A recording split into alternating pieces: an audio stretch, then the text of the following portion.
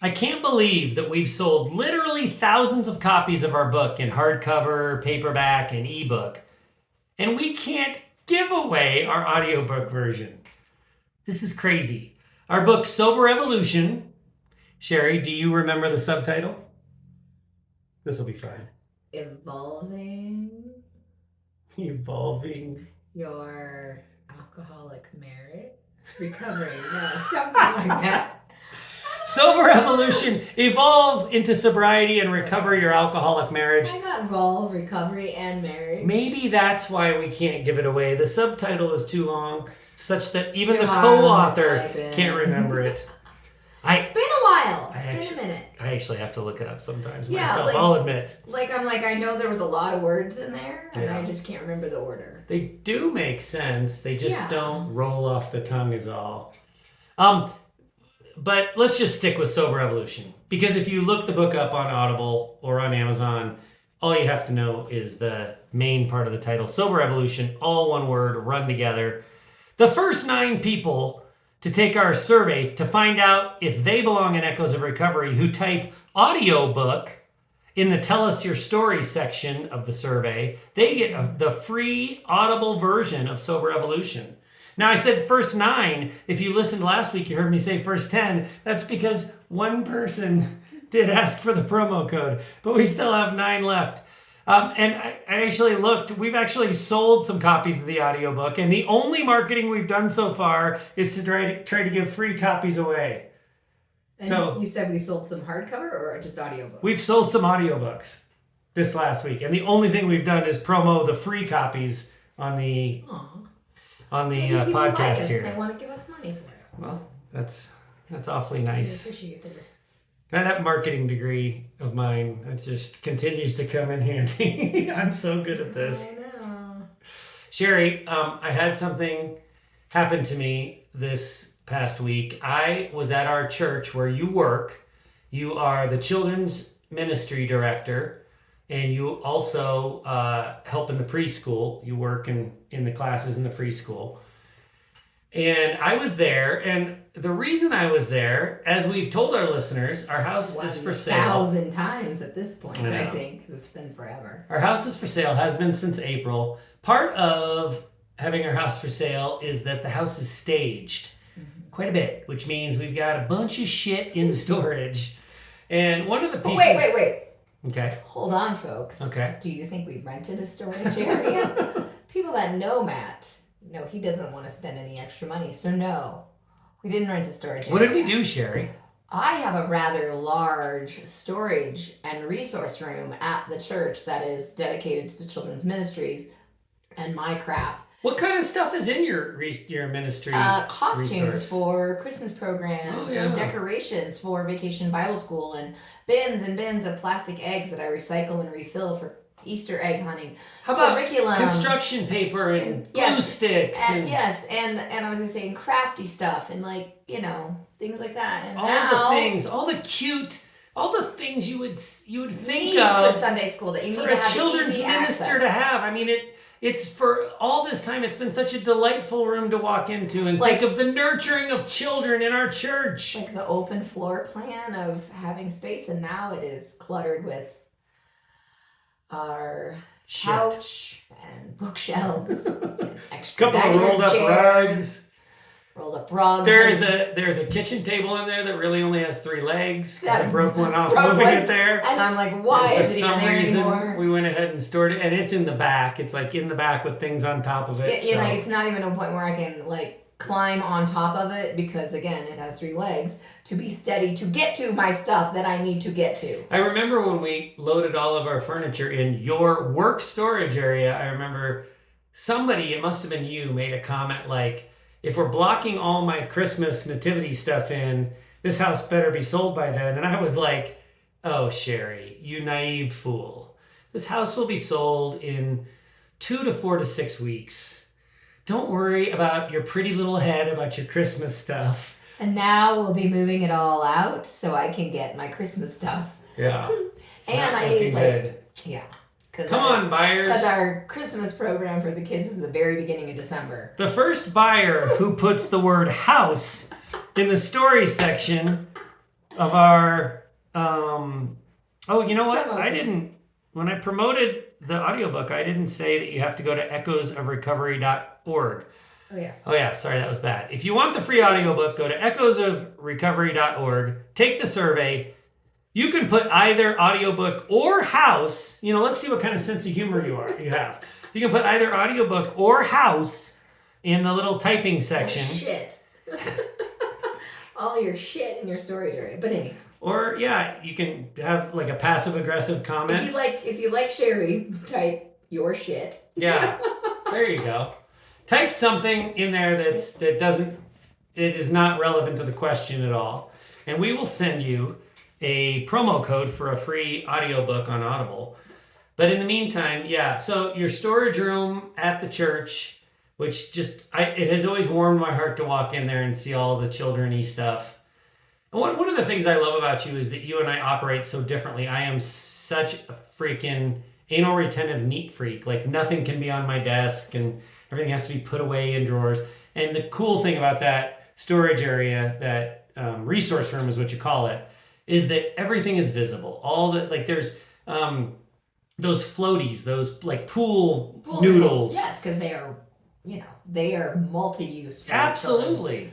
Ministries. Like kids can beat on each other and not hurt each other. Whacking a ball around. Yeah, yeah. But it's such a delightful space that is totally ruined now. And one of the things that's in there, probably the top item that most ruins it, is my circa 1990s Bowflex machine that I still, yes, listener, believe it or not, I still use on the daily. I mean, I use it 5 to 7 days a week. Mm-hmm. That's how loyal I am to the Bowflex. Anyone who knows a Bowflex knows that it's like a weightlifting machine, but it's resistance bands. Now, when you've been using resistance bands on the daily since the 90s, they don't offer much resistance anymore. They're like, oh my God, he's here again. Please just let us die. Just one of us break. Don't pull on us again. I've got them all hooked up at the same time. It's like, according to the little measurements, it's like 350 pounds on bench pressing. It's really probably about, 22 pounds maybe. 22. I mean, if it's warm outside, yeah, it's 22. The temperature impacts it. 75. It's actually not when it's warm outside, when the heater's going in the church, like it was back in April when we started this nightmare. The resistance bands offer no resistance because the heater's blowing on them. When the furnace isn't on in the church, it's a little better. But anyway, so I'm there to do my daily Bowflex, which all of your co-teachers, I think they think it's hilarious. Some of them openly laugh at me. Oh, you're here to work out, Matt? Yeah, I've made sure that everybody knows that it's the WPUMC private gym. Private gym, that's right. Private gym. Only people with a key can get in there. And my favorite is when I'm in there, and it's in the basement, but it's like garden level, so there's windows up above, and I'll look up and there's like 12 preschoolers peering in the window, just like, what is that guy doing? Sometimes your wife. And sometimes my wife puts the preschoolers up to peering in the window at me. Knock on the windows. It's pretty great. They just are befuddled. But so I'm there in your resource room the other day. I always lock the door behind me because I don't need any visitors to the gym, I'm not in there with my shirt off, showing off. I'm not doing pose downs for all the preschool teachers to check out. Need a little privacy. And I come out and I've got my earbuds in. I've been listening to a podcast. And as I come out, the room that is outside of the resource room is a big multi-purpose room. It's a big, we call it fellowship hall. But it was a rainy day and the kiddos were in there because they couldn't go outside for recess. Or do you call it recess? What do you call it? Just outside time. Just outside time. Just outside. So they were inside for outside time. And there's, I don't know, a dozen, 20 little, I don't know ages. I'm not very good. As much as I love children, I really do. I have no gauge of ages. You're terrible. So they were like 12 or something. And no, how old were they probably? Like 2 or 3? I think that age group, was the 3 to 3.5-year-olds. But they're playing, they've got these tricycle things, and they've got this plastic teeter-totter, and they've got a bunch of stuff going on right by the resource room door. So to get out, I've got to step over one of them, and I definitely had to step over the little teeter-totter thing, and they're just kind of mildly annoyed by my presence. But I got my earbuds in, and then I had to go back in to get something I forgot, and I came back out again, and I locked the door behind me, and I walking across Fellowship Hall. I'm like 20 yards across, and I'm like, I had earbuds in, so I couldn't hear anything. What if I locked one of those little kids in there? What if he went in to admire my Bowflex, and I locked him in? Well, there's a lot of activity going on, and it is fun to peer in there. So Yeah, so I went back and I verified that he wasn't locked in. But I'd like you to tell our listeners, Sheri, why it is that I was paranoid about locking someone in a closet at our church. What event that had happened just prior to that might have made me have that second. Gosh, you're such a jerk. You're bringing up all my bad moments. I bring up none of your bad moments. I bring up all of my bad moments. Okay, so yes. Let's be vulnerable here, Sheri. Unintentionally, I locked a child into a resource room that had paper, no chemicals, no sharp things, nothing. But it was toys and paper products. You locked a child in a closet? Well, it wasn't. What did that kid do? It was a. What did that kid do to make you mad to get locked in the closet? He didn't do anything. He's a very curious little boy. He's like 2.5. Very curious little boy, and he likes me a lot, and so he followed me in, and I ushered him out.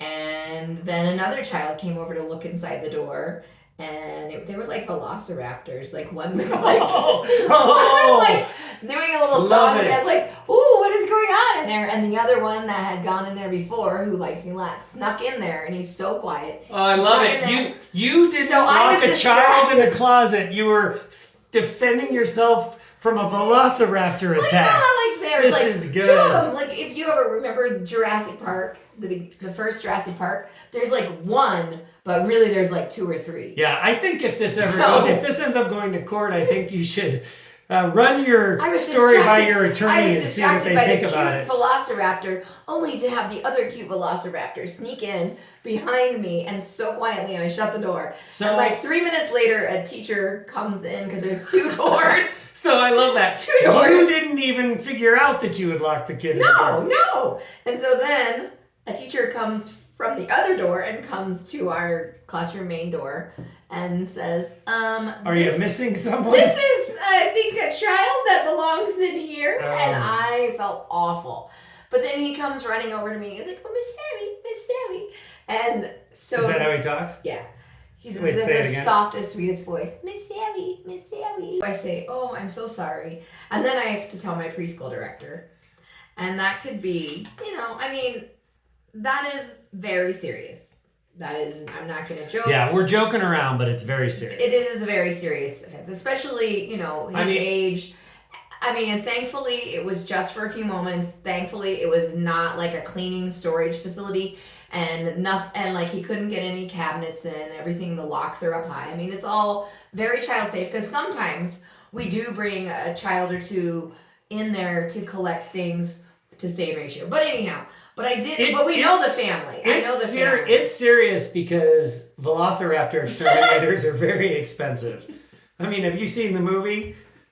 You got to get isn't it Chris Pratt? Like he's the Velociraptor Whisperer or whatever. Chris Pratt, he's so late in the series of Jurassic Park. But I did. But you've had convos. You guys owned it. You talked to the parents. Yeah, and you didn't just my preschool go director, home and hope the kid didn't say anything. Didn't want one of the newer, younger teachers. Like I didn't want the assumption to be that it was one of the newer, younger teachers. I wanted the assumption. I didn't want any assumptions. I wanted them to know that I'm owning it and I feel bad about it. And the sweetest thing is, I've seen him and his mom together, and he has come running up to me to give me hugs and kisses, and he just loved me. So I just thought it was very, very sweet. So his mom is not holding any grudge. She is not upset, and obviously the kid's not upset because...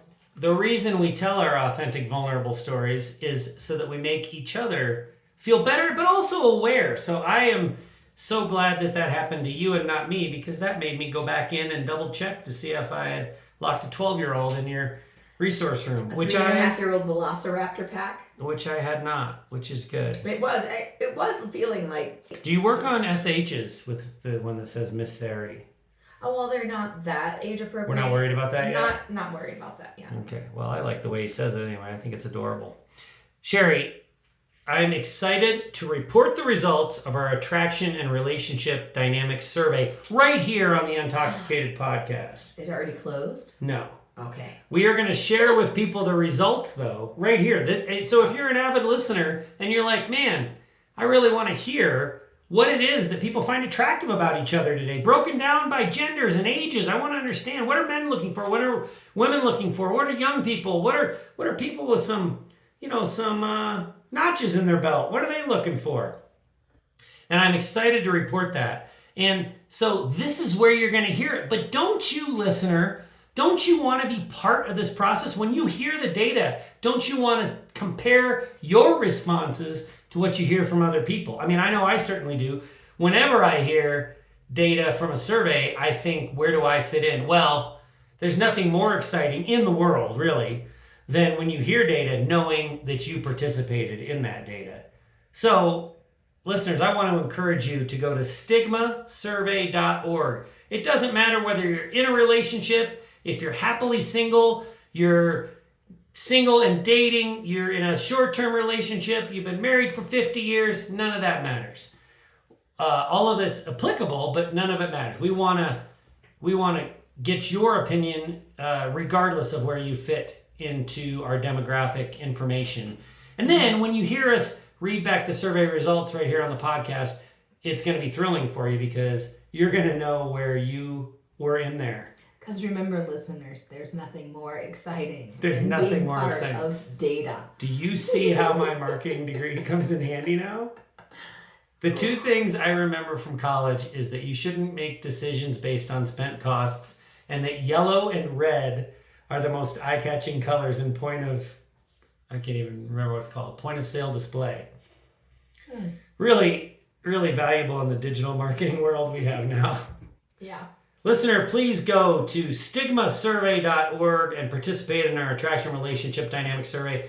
The most important thing you can do for us, if you've already taken the survey, send that link to a young person.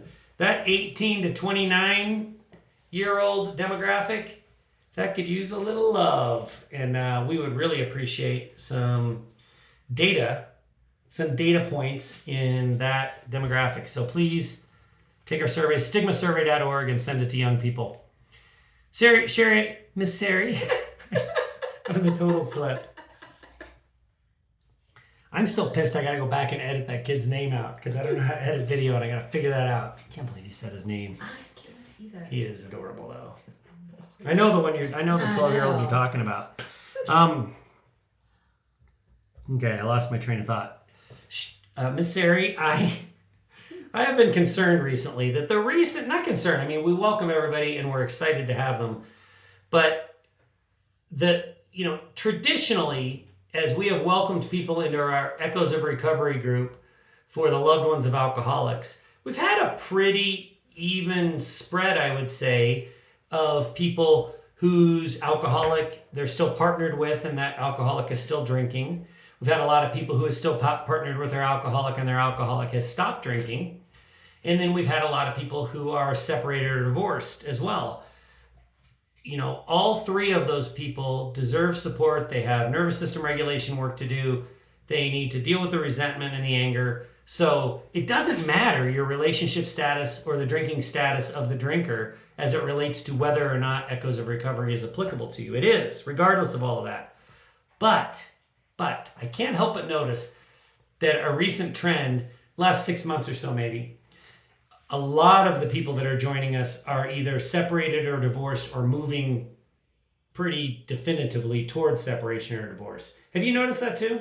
I have. Okay. And I'm wondering if all this talk that we have had about demanding respect and emotional safety is leading people to believe that if you are in a relationship that you're hoping to recover, a relationship that you're hoping to save, if you have a partner who's drinking and you still have optimism that that person will find recovery, stop drinking and turn things around, that you don't feel like a fit because we are so definitive about the importance of emotional safety. And maybe you think if your partner isn't there yet, that this isn't a place for you. And I'm here to say nothing could be further from the truth. You and I are living examples that relationships can recover from alcoholism.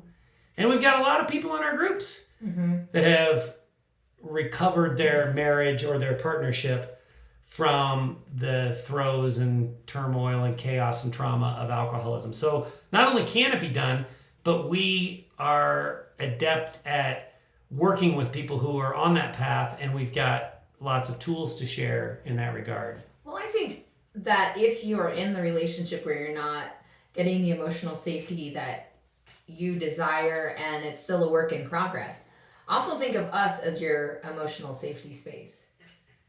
Yeah. Like you can That's right. let us know what you're feeling, what you're thinking. No judgments, no criticisms. You can just truly be your authentic self, and we will be there to support you. Our group is very good at being an emotionally safe space, and you have to have an outlet for that, especially while you're working through some of this stuff. You know, early sobriety, early recovery, longer term relationship recovery, it takes a long time for those systems to be in place. And you need a place that you can be emotionally supported if the home and your partnership isn't the space for you. We had somebody in our church that suffered from bipolar disorder, and he was having a manic episode at church, and I was as close with him as anybody else in the church. And so I, with somebody else's help, I ushered him out of the church, and I took him for coffee, and I was still there with him like 3 hours later at the coffee shop when someone that attends our church, who is a psychologist, is a trained professional psychologist, came to the coffee shop because he knew I'd still be there, and he somehow interrupted the person who was having their episode. If you're not familiar with something like that, that person talked a million words a second and took no pauses for breathing and could go on for hours that way.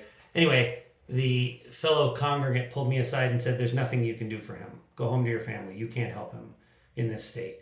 And I think about that a lot because I still tried for another 2 hours, wasted my whole Sunday, came home just deflated and depressed because I wasn't able to help this person.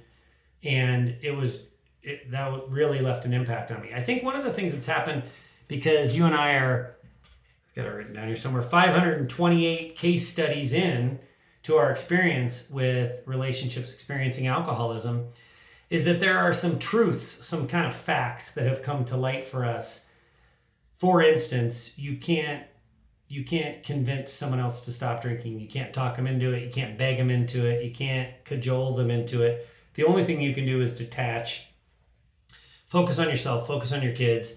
And then at that point, there's a good chance that person will find sobriety, or there's a good chance that person will double down and drink more. This is a fact in my head and your head at this point. And so I think we talk so definitively now, further down the road, that I'm worried that we scare some people off who maybe aren't as far down the road as we are. So they're still trying to cajole their partner. They're still trying to beg and plead and convince, and they're organizing a intervention, stuff like that. They're trying to get the parents involved. Listen, I'm here to say that there is a process, just like there's a process to grieving, there's a process to working through a relationship with alcoholism. And if you're still somewhere in the process that's not as far along and you don't have belief in our definitive statements yet, that's okay. Like, we don't rush people. We totally get that you have to work through things. And so just because we've gotten pretty lock solid on some things, I'm afraid that scares people off until they're there too. And they're like, okay, I'm finally there. I've spent 2 years trying to make this work, and now I'm ready to detach. And since Matt and Sheri seem to think everybody needs to get separated and divorced, now it's time to go and talk to them. That's just not how we feel. These relationships are salvageable. But there are certain things that they just don't work. And that doesn't mean you're not going to have to do it for a long time. I had to put rules around my drinking, for instance, right? I had several times. Yeah. I had to try beer only, no hard alcohol. I had to try, I'm only going to drink on the weekends. I had to count and limit my drinks. I had to do all that stuff to prove to myself that I couldn't do moderation. And so the Not process only did you have the to process. do those things, you had to fail at those things That's right. multiple times. It wasn't enough for me to know other people had failed. I had to fail. And you had to fail multiple times That's right. at your different attempts. And then you would re-engage an old rule. Let's let it resurface and see if I can be better. That's right. I wasn't trying to turn this first part of the podcast into an advertisement for Echoes, and I'm still not trying to do that. I'm just here to say, don't be embarrassed if you're trying to do the things we say won't work. Everybody's got to do them. It's, I mean, you can learn from the experiences of others, and maybe that speeds your process up a lot, but you still have to go through the process. It's just how it is. And we offer no shade to anybody who is trying to convince their partner to stop drinking, because that's what you did too before you detached. So one of the things that we've talked about recently, that I've written about actually, is the initialism ABD. Always be dating. It's a total copy from the initialism ABC, which was from, I think, 1992 movie, Alec Baldwin movie, Glengarry Glen Ross, when he is trying to motivate a sales team, and he says, ABC, always be closing. Now, you and I have not seen that movie, but we did see the adaptation, early 2000s adaptation on Saturday Night Live, when that same Alec Baldwin, he was not in charge of a sales crew anymore. He was in charge of Santa's elves. And he made ABC into Always Be Cobbling.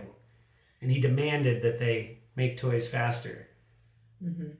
Is that on the holiday episodes? Is that pretty high on the list?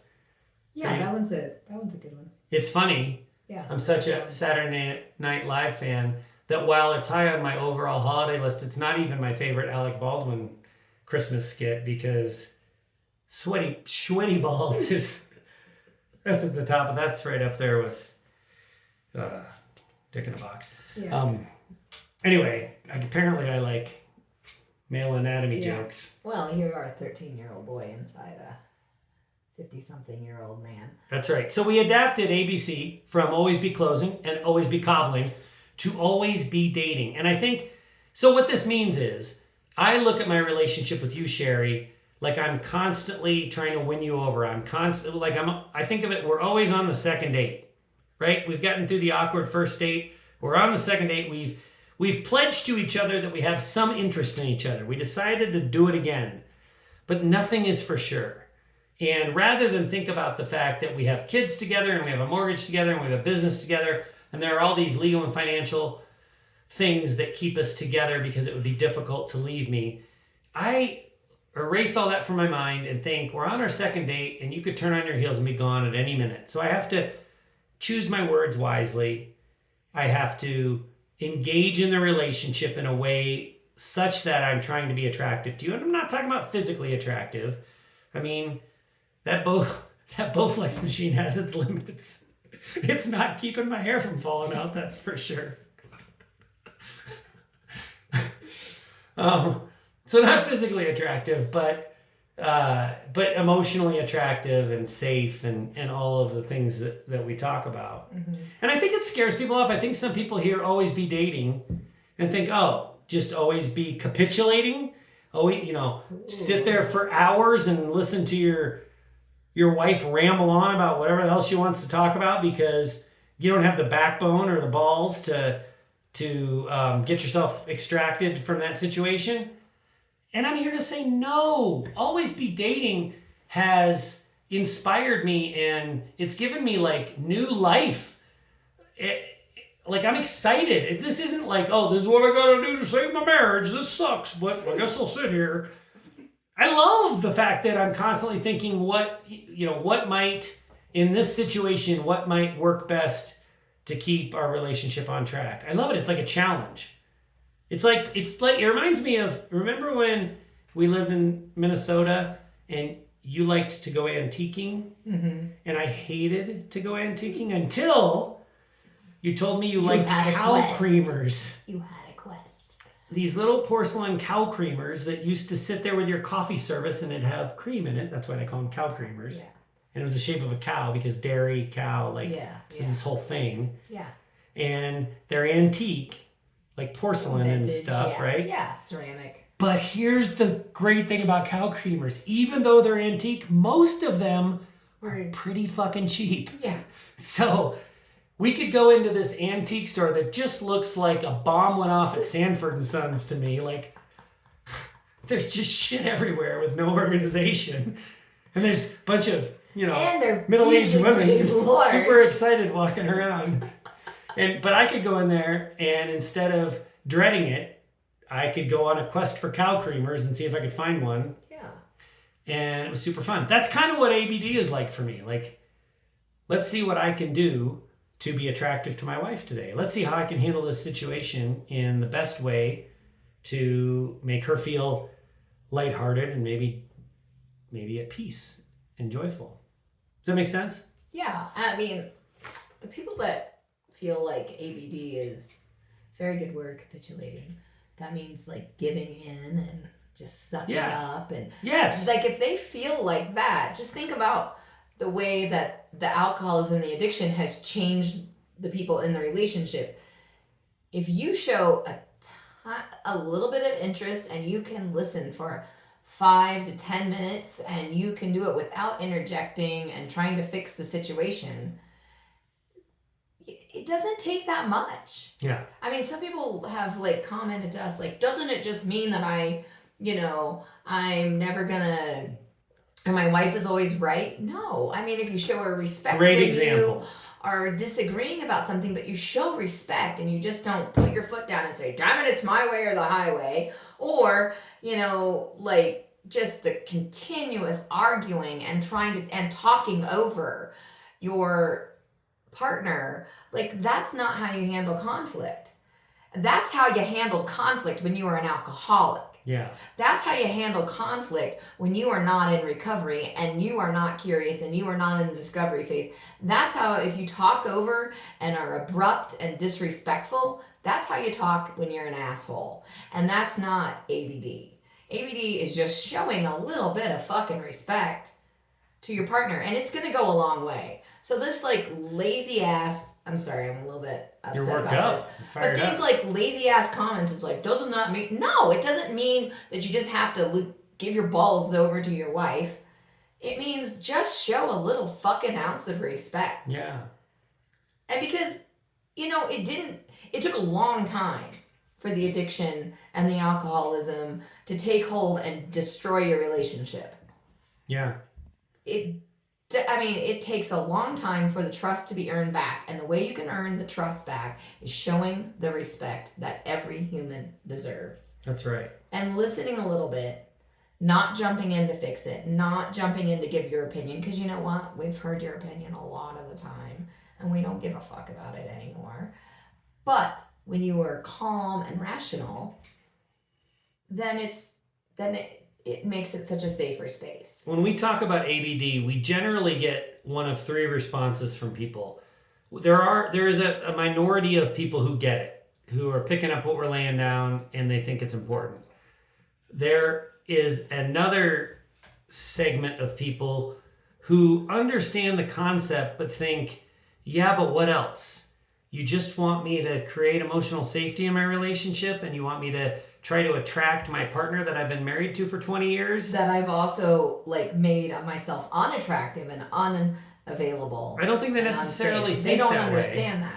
Yeah, so this subgroup of people is like, yeah, that's great, but what's actually the solution? Because it reminds me of when you say to people, one of the biggest things you can do for your mental health is get out into nature, get out in the sunlight, go for a walk, even if it's not, you wanted to go on a 4-mile walk, but you don't have time, so you go 3 blocks, just go do it. And they go, yeah, that's great. Get out into nature, stay off of my digital device a little bit, go pet a cat. Yeah, great, that sounds fun. But what do I really do? Those are people that are like, they accept the premise as helpful, but they don't understand the degree to which it can be valuable if you keep doing it over and over again. And that's one of the responses we get to ABD. Yeah, great, but what else? And then the third category is the people you were just talking about, Sheri, the scorekeepers, that say, yeah, great, okay, I'm going to be emotionally safe now. Woohoo. But what is my partner going to do for me? And those are the people who just don't appreciate the trauma and chaos they've put this person through in active addiction. Mm-hmm. If you're a scorekeeper trying to recover your relationship from alcoholism and you were the drinker, you are always going to be on the losing end of scorekeeping forever. If you live to be 300 years old and you never drink another drop of alcohol, you're still going to be on the losing end of scorekeeping. So shut up. This isn't about scorekeeping. This is about moving forward, having a growth mindset, and trying to create from the ashes a relationship that can thrive. Yeah, because that's what ABD is all about. Scorekeeping isn't. I'm really into this like level of respect that every human needs respect. I love that. That. Like, and it's come from our daughter who is a teacher in public schools, and the last couple of like semesters, she's just felt like she started her career thinking, oh, they don't know me, I need to earn their respect. And I'm like, no. Every human deserves respect.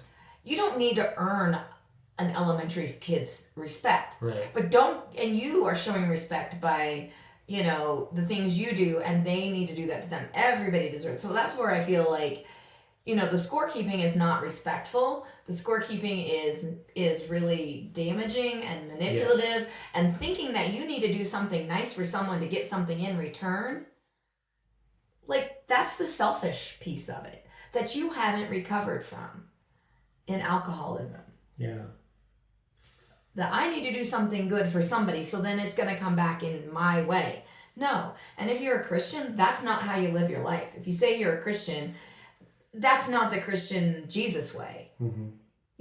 So I'm like, no matter who you are, or if you think it's like a karma thing, like, well, I'm going to do something good for somebody because it's going to come back to me later. No, that's not how it is. The expectation that something good is going to happen because you've been, quote, a good person. Yeah. It's just not going to happen. I think men are struggling with what their role is in family these days. And I'm here to say ABD is not ABC. It is not a capitulation. It's not always be capitulating. Always be dating is very masculine. You can still have a family leadership role. You can still be very proud as the protector and provider. This isn't about money. It's a provider of emotional safety. And that's a thing that sets you, as a man especially, is going to set you apart in our culture as someone that's able to not only grasp the concepts, but implement them. And I'd like to start, just in preparation for this discussion, I've started thinking of the term emotional masculinity. And that's something I would like for us to start talking about around the concept of always be dating and emotional safety. How can I be emotionally masculine? Because that is something that I want to aspire to, and it sounds way better than some misguided perception of capitulation. It isn't about just giving up. It's about leading, but leading in a different way.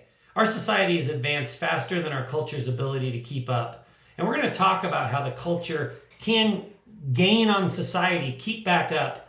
We're going to talk about that after we talk about our sponsors. Sheri, we are sponsored by SoberLink.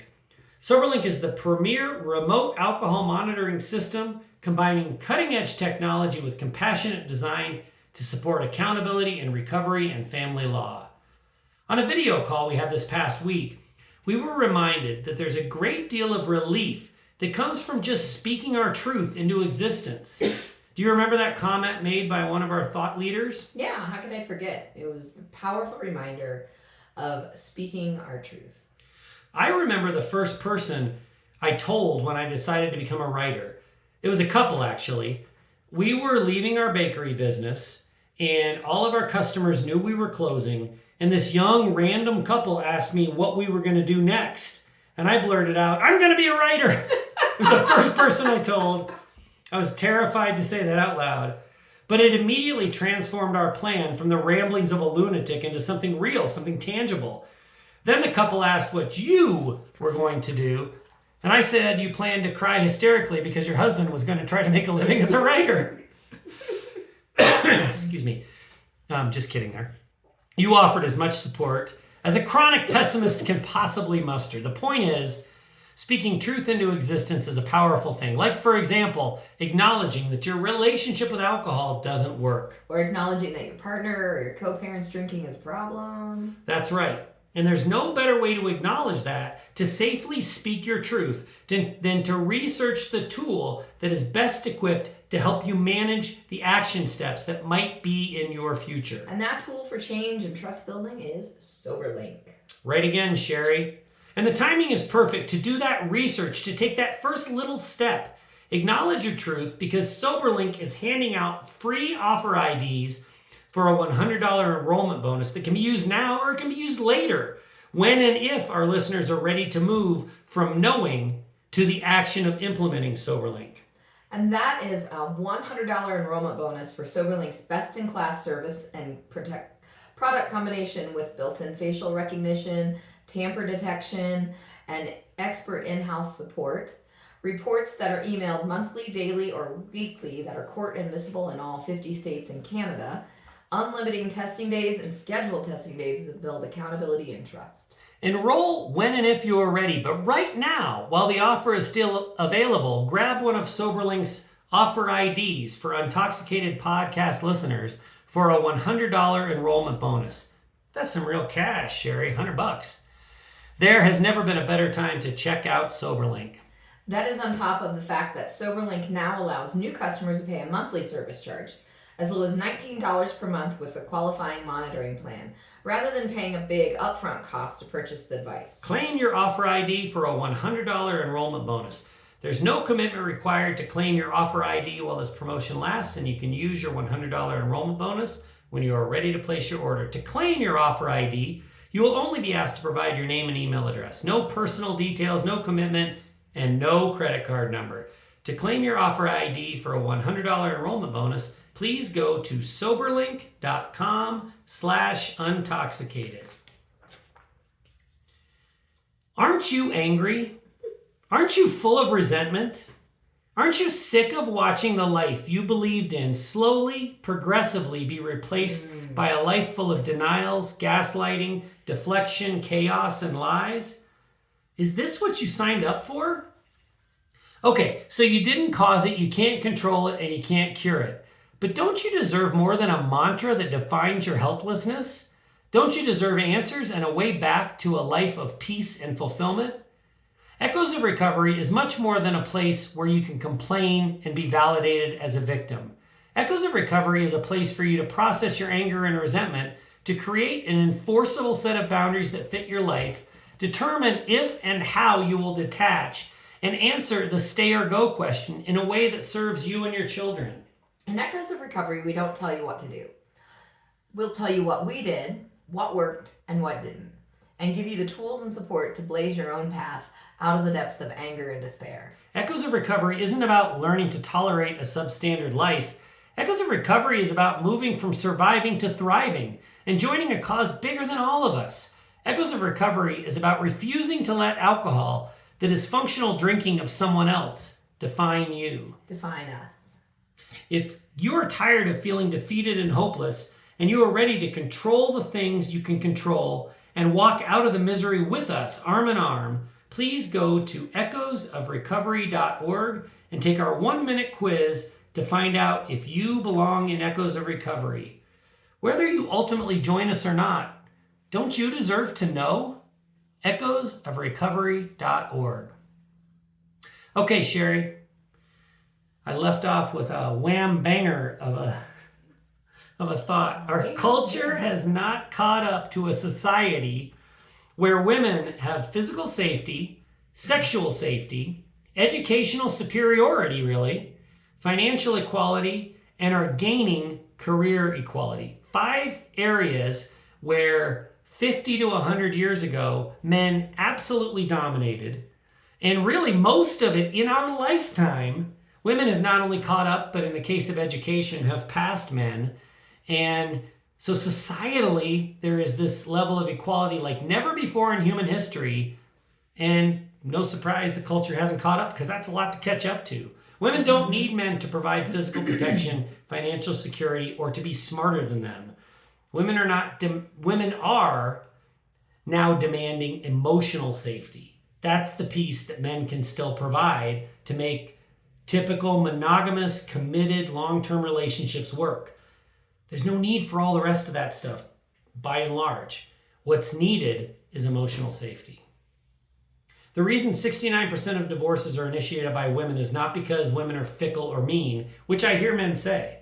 I hear men say, oh, women are just, sorry to use a triggering word, but women are just bitches. And when they're done with us, they just throw us aside. And no, that's so frustrating to me. Women remove themselves from relationships at a rate that's much faster than they used to because they used to be stuck. Mm-hmm. They used to have financial binds and they couldn't survive without men. And now they can. And so they're prioritizing their own needs and what they deserve. You were using the word deserve before the ad break. Respect. It's a different word. It's not the same. No. But you think they deserve respect.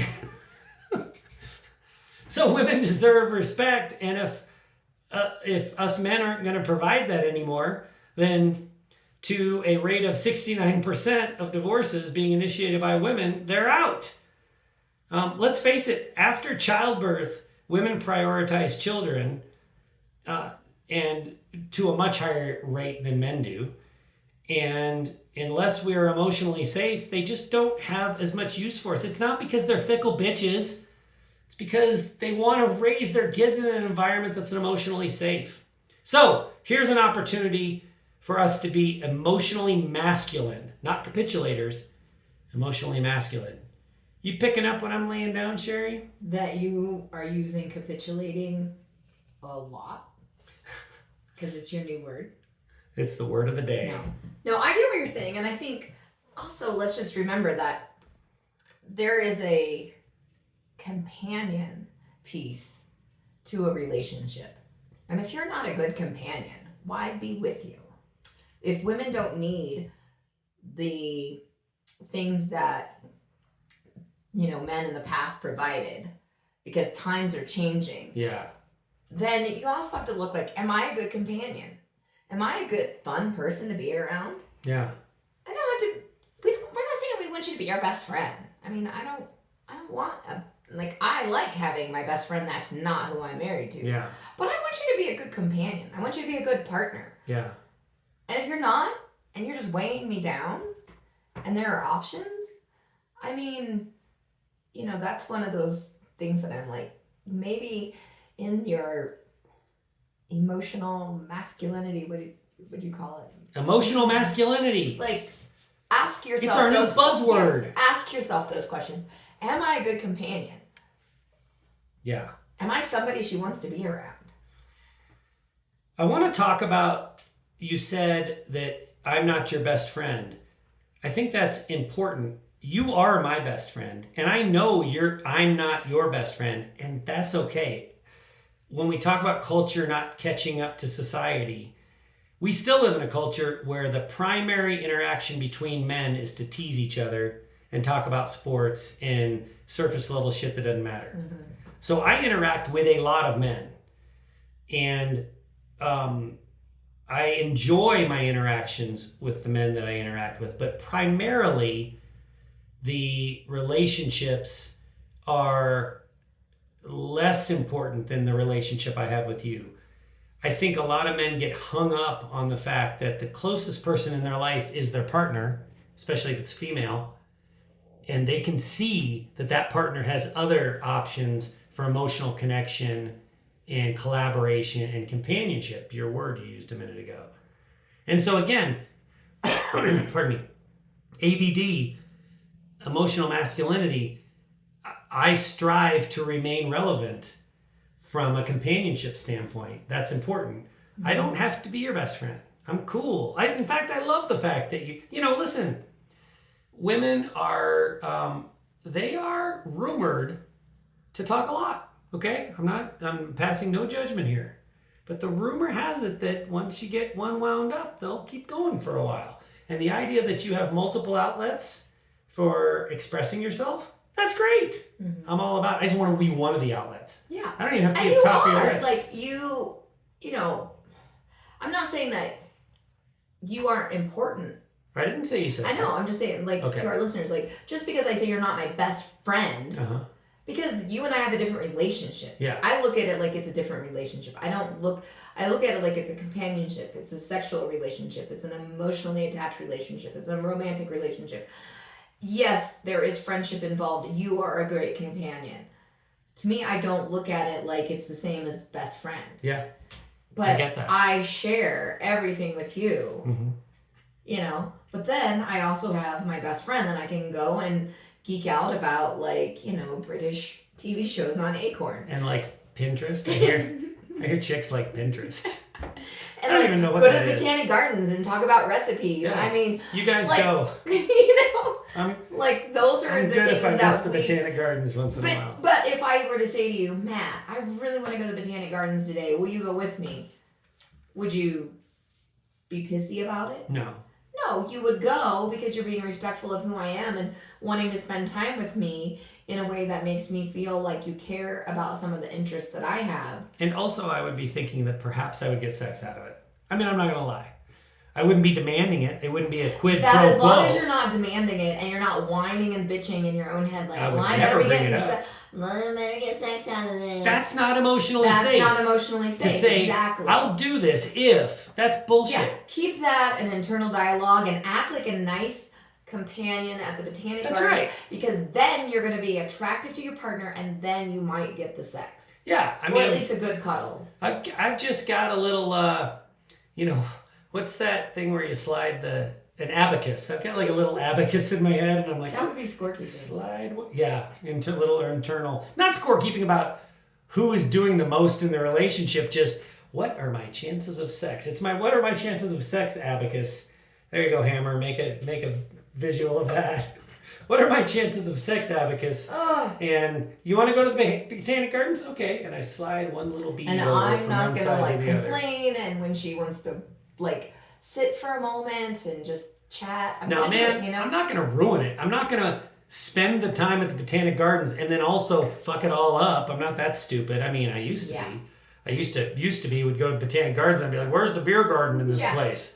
It's good fun, job, isn't it? Way to dedicate the time to making your relationship worse. Brilliant. Mm-hmm. No, I know how to behave in public. Yeah. I'm better at it. Yeah, but I mean, I would much rather go with someone who really enjoys it and we can geek out about the different little ground covers and, ooh, like that one. And if you step on it, the steppables and it smells like it's this time. Like, but if my best friend couldn't go, you would be my next in line. Okay, well, then you're also my first in line in a lot of other things. I'm gonna call her and make sure her Botanic Gardens calendar is clear and wide open. See if there's anything I can do for her to make her available for the Botanic Gardens. But no, I understand what you're saying. Yeah. So let's talk about some ways, masculine ways to be emotionally safe. Not capitulate, not just sitting there and taking it while you talk my ear off, but which I'm the bigger talker in the relationship. So that doesn't super apply to us, but I think people get where we're going. But masculine ways to be emotionally safe. No outbursts. This is one that we've talked about before, but you know, it doesn't matter who I'm yelling at.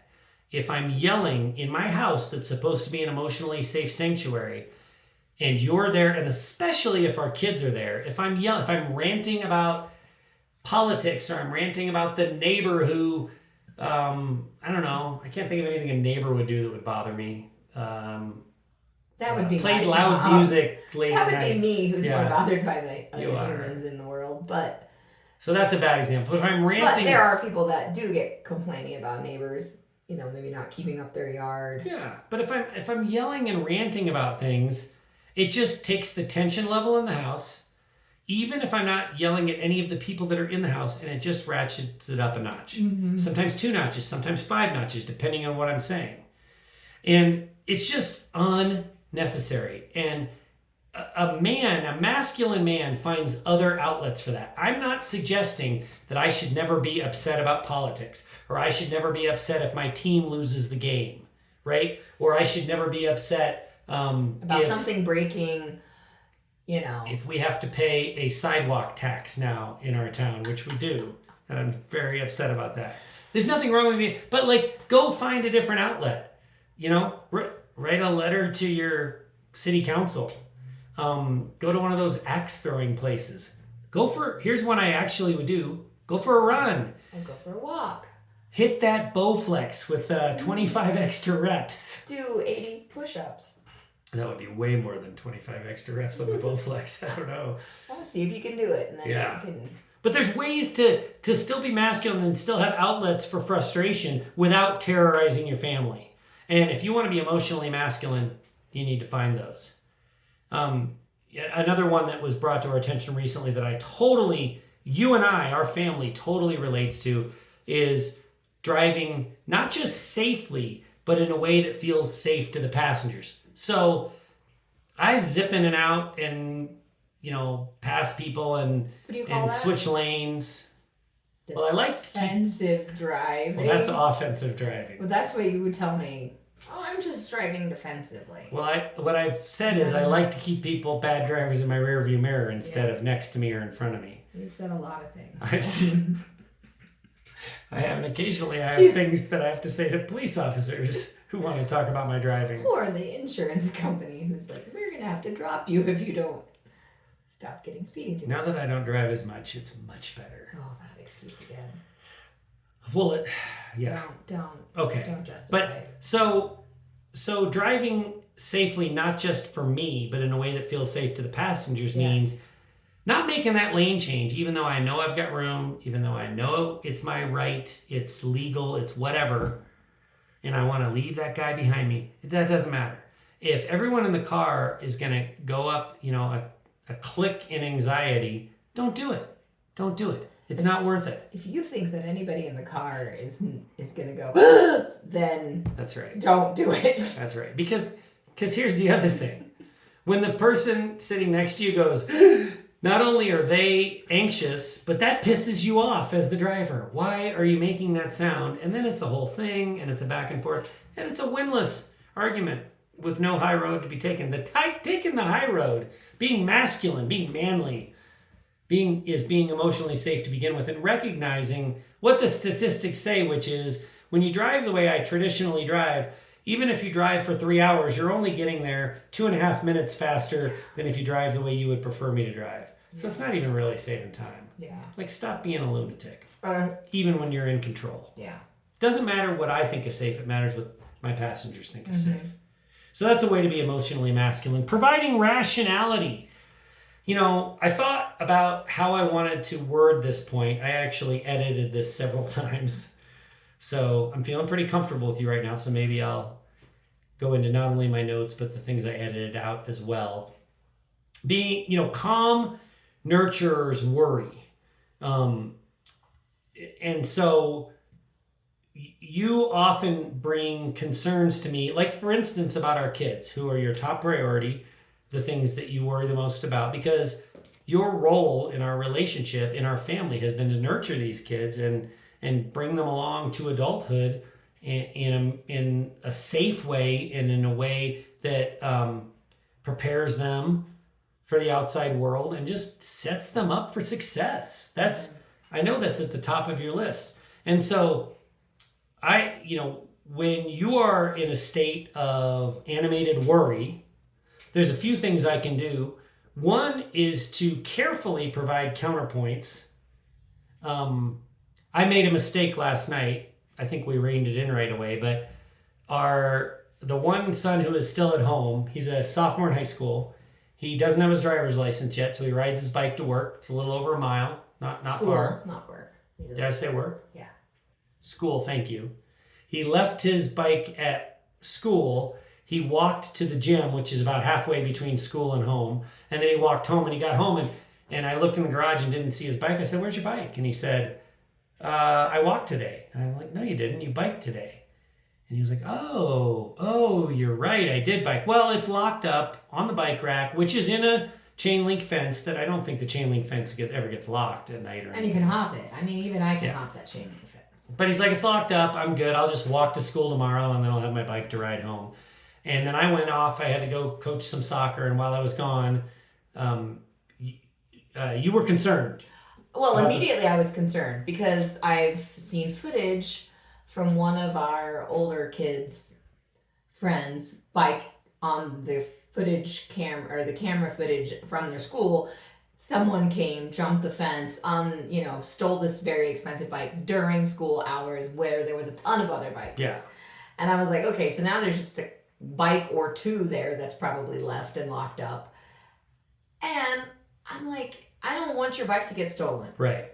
Let's be responsible about it. But it just worried me more and more as the evening went on. I just wasn't going to be comfortable him leaving his bike there. So you drove him while I was gone to the school and got the bike. Him, yes, while you were gone. And did you at least make him ride his bike home, or did you put the bike in the car? Yeah, I just wanted to get back home. So you put the bike in the car? Yes. So you told me that when I got home. And my initial response was... Why didn't you make him walk if you Well, I made like a face. I was like... Because I knew what you wanted to say. What did I want to say? You wanted to say, well, it's his responsibility to take care of the bike. And if you feel that you were worried about leaving the bike there, he needed to walk down and get his bike and ride it home. Uh-huh. My reasoning was I was the one that was overly worried about this. I didn't want to have to deal with a stolen or broken bike as somebody was trying to steal it.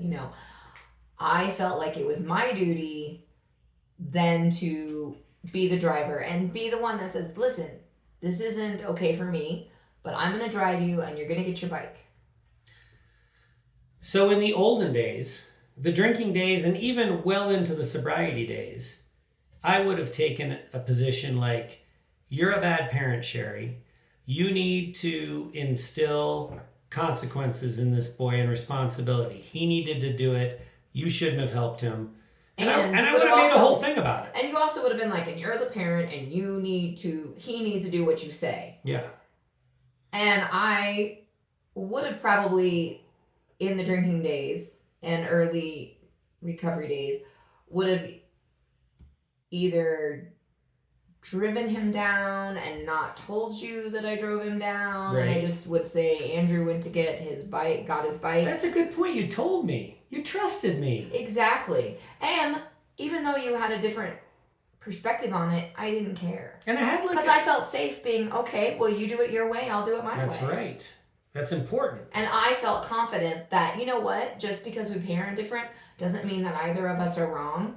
And I could take ownership and be authentic of like, yeah, I could have made him walk it down. I could have made him ride at home. But I just wanted case closed, be done, locked up in the garage. Did my 7-minute outburst or 7-second outburst of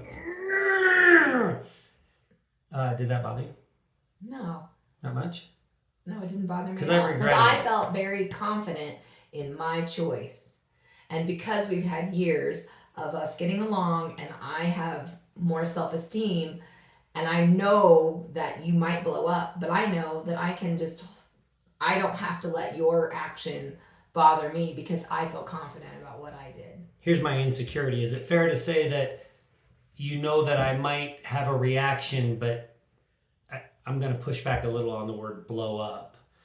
I don't think, correct me if I'm wrong, that you really thought I was going to blow up. No, I didn't think you'd blow up. I might have some choice words. You might have an opinion. Before I reined it in. You might have an opinion, but then I can know that I didn't care what your opinion was in this regard. And it wasn't me.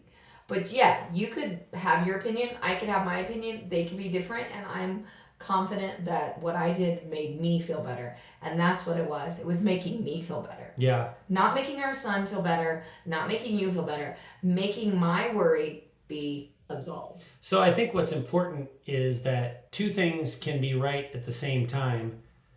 And if we have emotional maturity, emotional safety, and emotional masculinity, we can work through that. And respect. It's okay for me to think that our son should have gone and gotten his own bike because that teaches responsibility and accountability and there's consequences. It's also okay for you to nurture and for you to be able to check that off your list without there being more anxiety and worry on your side or about my reaction or about the bike being stolen. Yeah. It's okay for you to check all that stuff off your list so that you can drop your anxiety level. Mm-hmm. And it's utterly important that I can be right and also recognize that I don't have to win. I don't have to be a scorekeeper. I don't have to prove my point. I can respect your nurturing capacity being so much greater than mine and just be thankful that you're there to take care of my kids and love you for it. And not worry about whether I got my way or not. Another sign of emotional masculinity is talking about my own emotions. Now, okay, I'm a little bit of a weirdo, a little bit of a unicorn. It's not hard for me to talk about my emotions. I will own that. But, and I know that that's a lot harder for a lot of other men. But if you want to be emotionally stable and emotionally masculine and mature, you're going to have to get comfortable with talking about your emotions. When I talk about my emotions now, it was different when we were glommy and codependent and I was in early sobriety and I didn't understand how important it was for me to take my own problem and go find resources and fix it. I leaned on you in kind of gross ways.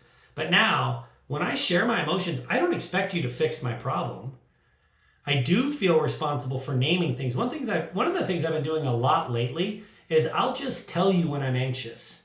And it's often if I'm going into something where I don't have a high degree of comfort or confidence.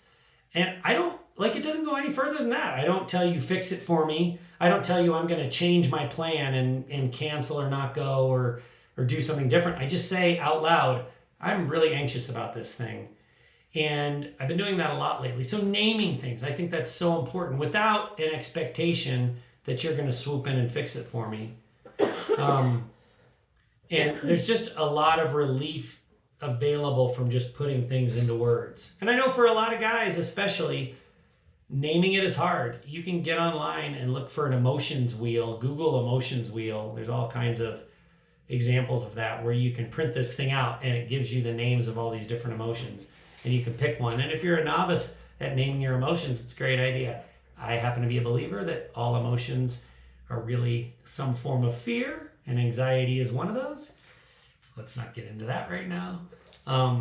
But just by telling you, so give us your perspective. How does it feel when I say, I've got this thing I'm going to, and I'm really anxious about it?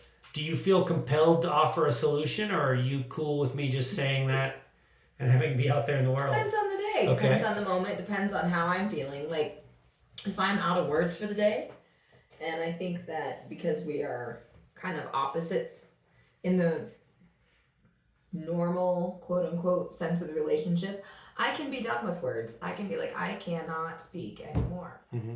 Other days I can be like, oh, really? Like, what, is there something coming up that I'm unaware of? So it depends on, like, how engaged I want to be. Mm-hmm. But I don't ever feel like I need to try to solve or resolve or uncover an anxious feeling. Because sometimes there isn't always a reason that somebody is feeling quite anxious. I feel like there are times when I can have an anxious feeling or a concerning feeling and not really have anything that's making me feel that way. You seem cool as a cucumber. Do you get anxious? Yeah, I get anxious. I was just, like I said, I was worried about the bike getting stolen. Because I'm really becoming, I hate to admit this, but I'm really losing faith in humanity a lot of the time. And can't imagine why that would be. So I just don't trust that an urban setting is going to be a great place for a nice bike to sit all night, even if it's locked up on school grounds. But yeah. But I know that there are times where I know that there's always a lot going on in your head, and sometimes I don't have the emotional capacity to ask you and encourage a conversation about it, because I know that I'm going to ask and it's going to be just one of those like, well, I have to ask because it's a nice thing to do, but do I really want to hear it? Or is it going to make me anxious if it's something I haven't ever worried about or know about? You know what I mean? But also sometimes when you have a good volume of words left in your bucket for the day and your nurturing knob is turned up to 11, you will get in there and say, oh, could it be this? Could it be this? Could it be this? And there are times where I'm like, I don't need to fix it. I just need to say it out loud. Yeah. Does that feel cold? Do you feel turned off, or do you respect the fact that No, I just needed to say it?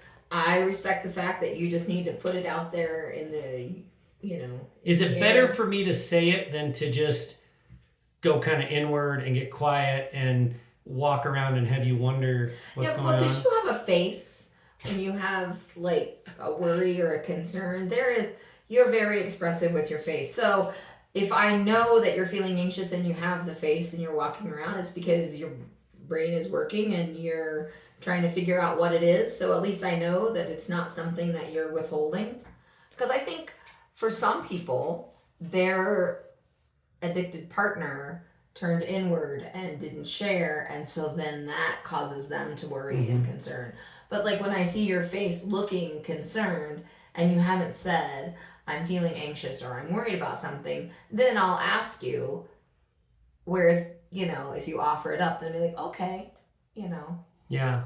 Because some people do have those partners that just close off, and maybe that's like a sign that it's getting ready to relapse, or they're worried about a relapse. Yeah. Yes, just speaking it out into the ether is really, really, really helpful. Well, do you feel like sometimes that helps you just to say it out loud? That more than a little verbalized bit. It helps a ton. Okay. It helps a ton just to say it, because otherwise I'm just like, am I or am I not? Am I anxious? What do I have to be anxious about? Because often I don't have anything to be anxious about. I mean, that's how the human brain works. We are so, because I heard somebody talking about this the other day. If you miss an opportunity to laugh, you survive. If you miss the lion that's attacking you from behind, you're dead, and you never get to worry. You never get to experience life again, right? So our brains are tuned to the danger around us at a much higher frequency.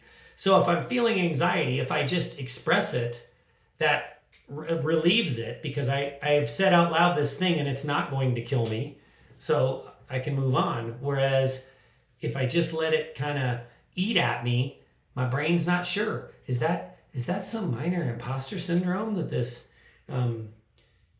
half-witted narcissist is dealing with, or is this a lion that's going to attack him from behind and kill him? So you got to say it out loud so that your brain stops wondering. Your brain needs some help sometimes. We have to talk about sex, Sheri. Not right here now on this podcast, which will come to your considerable relief, but if we want to be emotionally masculine, we have to talk about sex. And I know that that's a terrifying concept for a lot of people out there, men and women, to hear me say that.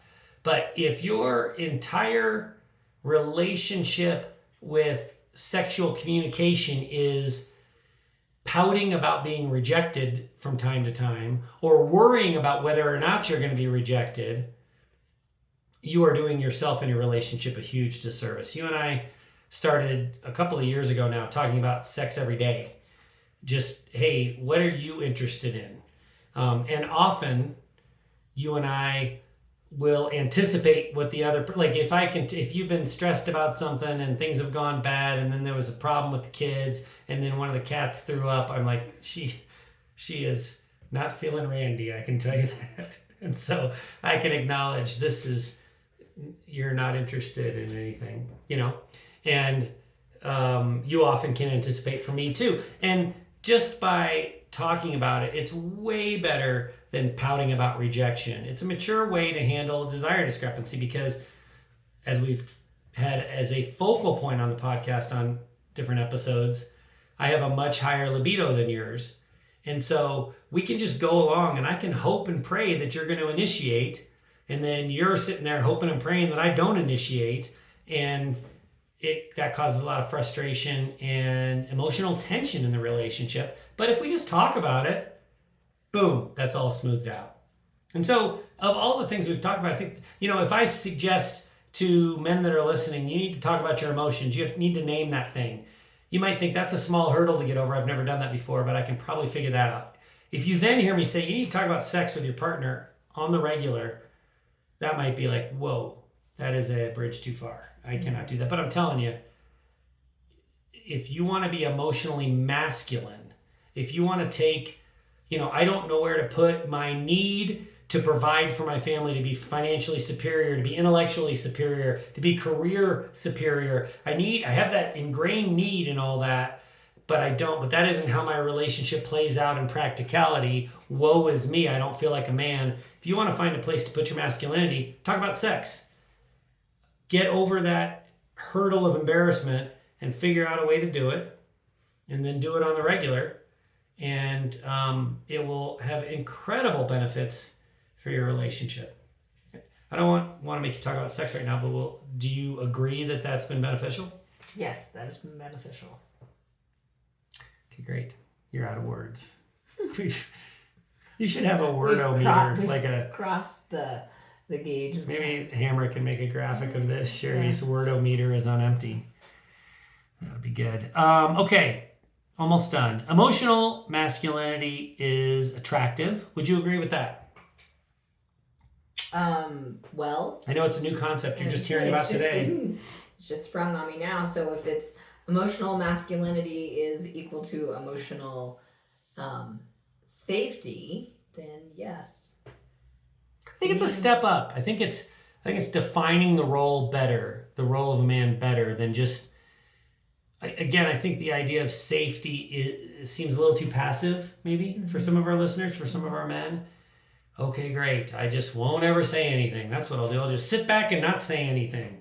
That'll keep it emotionally safe. And that's not what we're saying. I just feel like both people in the relationship need to be emotionally safe. Agreed. So, an emotionally safe person. So, I guess that's why I'm like, back and forth with the word masculinity, because I want to make sure that there are cases where we've heard where, it's not always the addict who's male, or sometimes there is a very unsafe, situation that has gone on too far with like just anger and resentment, where, people that are women are maybe, because they're not in a good recovery spot, are being emotionally unsafe. So, but I think emotional masculinity. Well, wait a minute. Let's drill down on that, because I think you're right. We definitely know cases where a female is not emotionally safe. But I think emotional safety is enough of a goal, by and large, for women. Women don't typically tie identity to this to the degree that men do. Right. So I think a woman typically, again, sorry, I'm going real heavy on the gender stuff, but I think emotional safety is enough for a lot of women. And a man needs, emotional safety, great. Yeah, but what am I getting out of this? What does this make me? Does this just make me a pandering capitulator? No. There are opportunities to take charge, to be a family leader, to be very masculine in the way you're providing the emotional safety and providing connection with your partner. So I think the masculinity, it's more than just safety. Whereas I think often for the female participants in this that we've heard about who struggle to keep the thing safe, safety is enough, I think. Listeners, you are welcome to give us feedback on this. We would love to learn more. That's what this is all about. Just quenching my bottomless pit of curiosity. So push back at will.